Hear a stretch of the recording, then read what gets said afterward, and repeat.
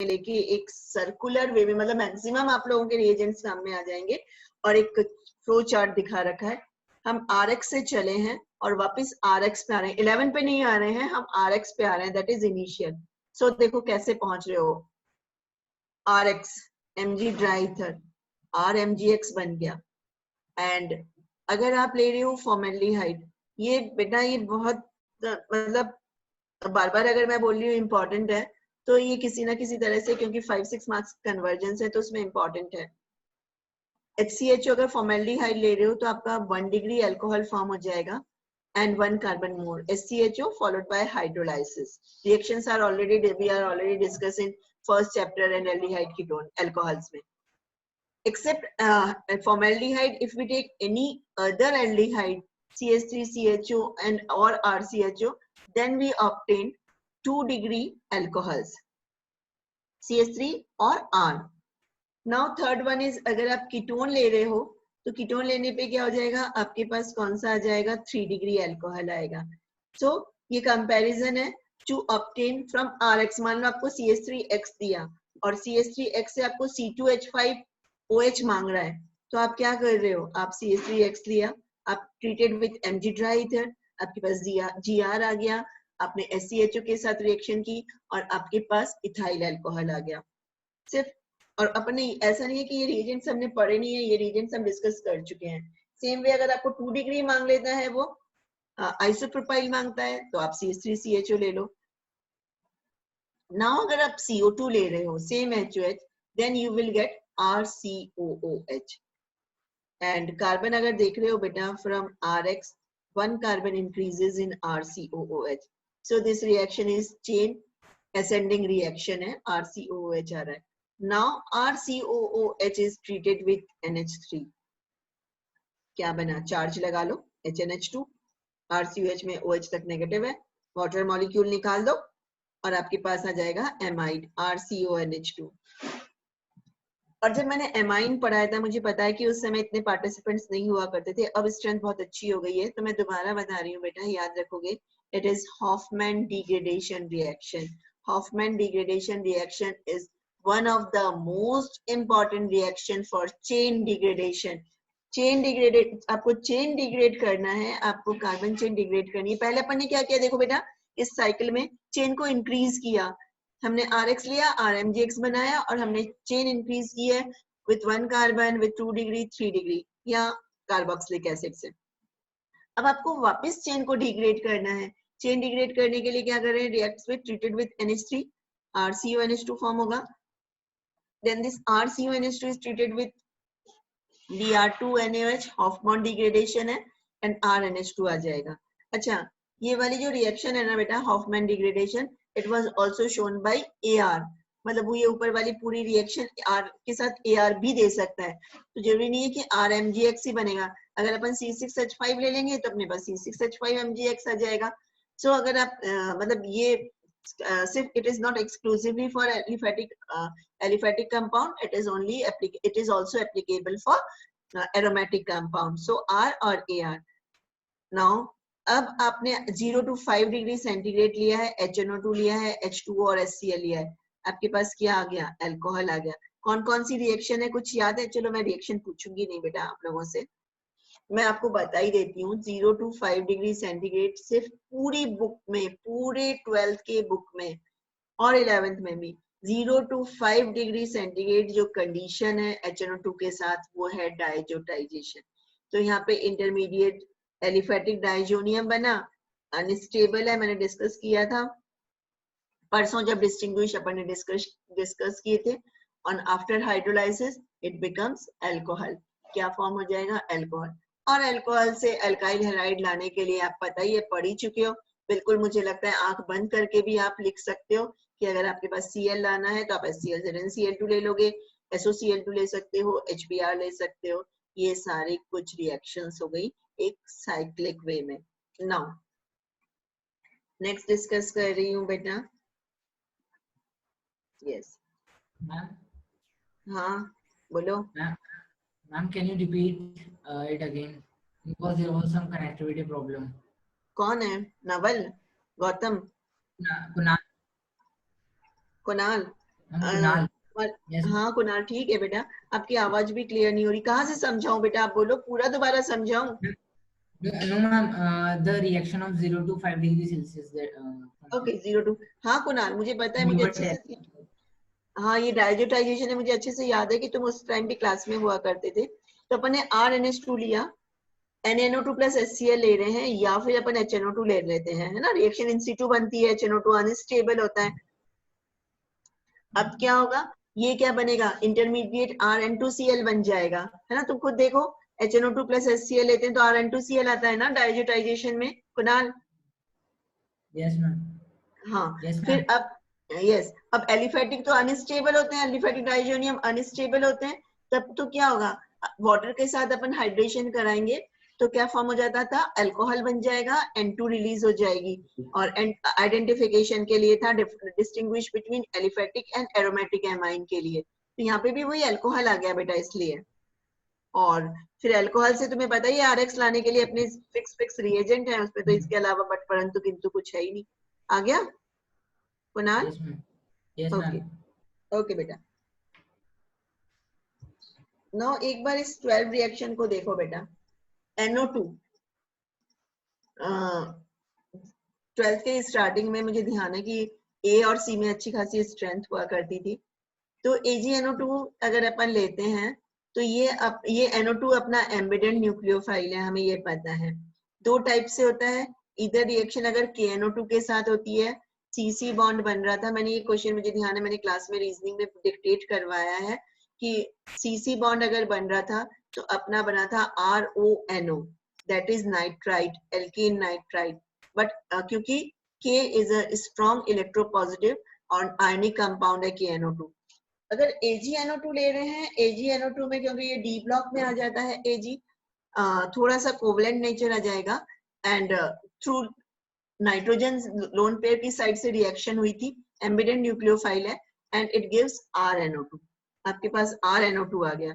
अब मैं आपसे RNH2 लाना है, अगर ऊपर वाली रिएक्शन भी अभी स्क्रीन पे खुली हुई है, आपको मान लो RX से RNH2 लाना है, तो आप क्या करोगे बेटा, आपने AgNO2 लिया, आपके पास RNO2 आ गया, then reduction Sn plus HCl and it gives RNH2।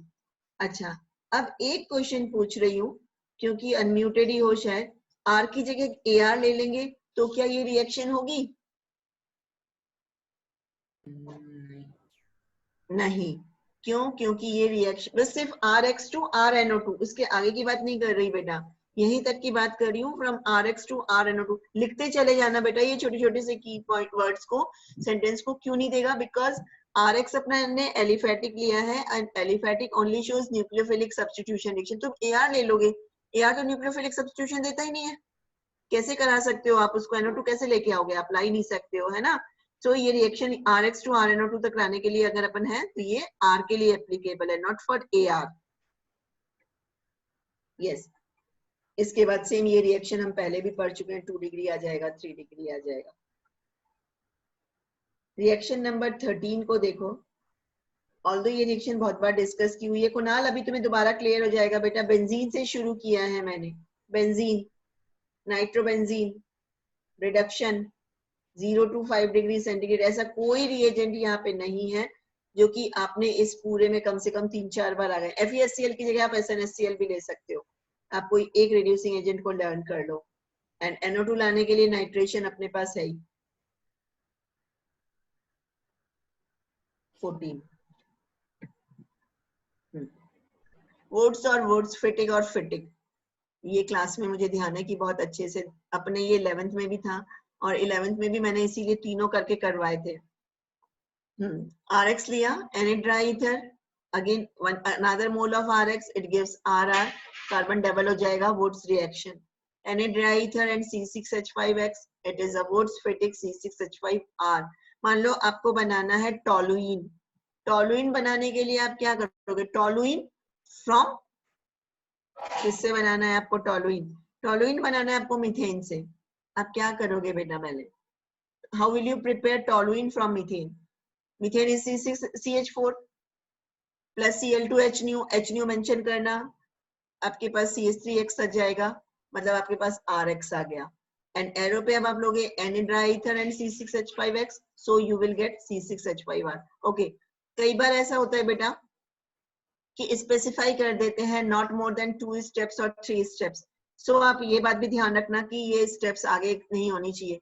तो क्या मैंने पूछा था आपसे मीथेन से, तो मीथेन से कितनी हुई, ओनली 2 स्टेप रिएक्शन ही तो हुई, from methane to RX, halogenation, and halogenation के बाद आपके पास CH3X आ गया, और CH3X लाने के बाद आप एरो पे लिख रहे हैं एनिड्राइथर एंड C6H5X, तो आपका बोट स्फटिक हो जाएगा। यस, नाउ फटिक में क्या करते हैं अपन, फटिक में अपन करते हैं बेटा C6H5Cl plus C6H5Cl एनिड्राई ether, and अपने पास बाइफेनाइल बन जाएगा। This is Fittig reaction. फिर एक और रिएक्शन लिया मैंने बेटा इसी तरह से, जिसमें आपके सारे रिएजेंट्स जो अब तक काम में आ रहे हैं ज्यादातर वो एप्लीकेबल है। आप देख रहे हो इसको, तो मैं थोड़ी देर के लिए इसको पॉज कर रही हूँ आगे, ताकि आप लोगों को समझ में आ जाए अच्छी तरह से हम कहाँ से चले हैं और कहाँ पे आ रहे हैं। एक बार रिएक्शन को देखो अच्छी तरह से, चेन डिग्रेडेशन भी हो रही है और इंक्रीज भी हो रहा है, अल्कोहल भी बन रहा है, कार्बोक्सिलिक एसिड भी आ रहा है, CH3CH2X, दैट इज RX। बार बार बोल रही हूँ, RX जो है अपना रूट रिएजेंट है, रिएक्टेंट है। अपने एक्वस KOH लिया, मान लो आपको कन्वर्जन में पूछते हैं how will you obtain ethanoic acid from ethanol, ethanoic acid from ethyl halide, sorry, या इथाइल हैलाइड भी ना ले बेटा, एग्जामिनर थोड़ा सा और आपका नॉलेज टेस्ट करे, वो आपका इथेन ले ले। तो इथेन से आपको पता ही है, याद आ जाएगा कि मैम बार बार बोल रही थी कि हमें इथाइल हैलाइड लाना है, इथेन है Cl2H न्यू, X आ गया, then aqueous KOH, aqueous KOH लोगे तो CH3CH2OH आ जाएगा, after that KMnO4 plus H2SO4 and KMnO4 you get carboxylic acid। ये आपकी रिएक्शन हुई from ethane to carboxylic acid, 3 step में खत्म हो गई है। KMnO4 H2SO4 इज अपना कैसा एजेंट है, ऑक्सीडाइजिंग एजेंट है। नाउ उसके बाद आप देख रहे हो हमने NH3 अगर लेते हैं तो हमारे पास चेन एमाइड फॉर्म हो जाएगा, then Br2NaOH, chain degradation, HNO2, alcohol, HCl, हमारी चेन डिग्रेड हो गई। जरूरी नहीं है ये इथाइल दे, मे बी प्रोपाइल दे दे, ब्यूटाइल दे दे, ब्यूटेन दे दे, कुछ भी दे दे, ये आपके सेट रिएजेंट्स हैं बेटा, डरने की कोई जरूरत ही नहीं है, क्योंकि आप बहुत बार पढ़ चुकी हो। Aqueous KOH, KMnO4 H2SO4 oxidising reagent है, कोई और भी ले सकते हो, K2Cr2O7 भी ले सकते हैं। फिर अपन ने क्या किया, NH3 किया, NH3 का कोई ऑप्शन नहीं है, एमाइड आ गया, Br2NaOH, चेन डिग्रेडेशन का कोई ऑप्शन नहीं है, HNO2 0 to 5 degree डायजोटाइजेशन, alcohol, HCl। Okay, अब आगे देखो, एक और जो रिएक्शन मैंने इसमें आगे कर रखी है और है ये, अगर इस CH3COOH को आप NaOH के साथ रिएक्शन करा रहे हो, एसिड एंड बेस है, then it gives CH3COONA, that is sodium salts of carboxylic acid, and NaOH and CaO is known as soda lime। Soda lime 11th में फेमिलियर थे। यहाँ पे क्या छोटा सा प्रोडक्ट निकलेगा बेटा, एक छोटा stable product ionic compound is Na2CO3 release कर दो, NaOH से Na ले लोगे, C आ जाएगा तो Na2CO3 Na मिलके, और रिमेनिंग क्या बचा, CH3H CH4।